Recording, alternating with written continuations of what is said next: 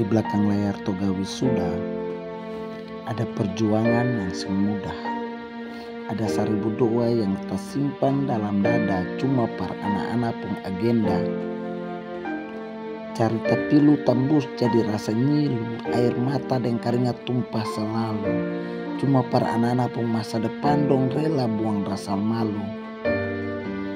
Di belakang layar Toga Wisuda buang kata sengada, cuma dengar tunggu sudah, padahal malu dong siap tada. Ini bukan cerita tentang berapa banyak biaya, tapi cerita tentang harapan bagaikan cahaya sekalipun dong hadapi bahaya. Demi anak-anak gapai cita-cita dong rela maraya. Asal par Toga Wisuda, mau lihat buah hati bisa sarjana, tahan panas mandi hujan di mana-mana. Yang penting anak pun hidup sing boleh merana.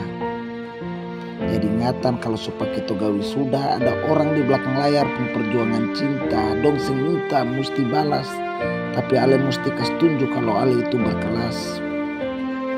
Kalau ale susarjana, jangan lupa ini bukan akhir tapi ini awal dari semua cerita. Supaya bisa balas orang belakang layar pun perjuangan cinta, sekalipun dong sing tuntut ale mesti ganti semua.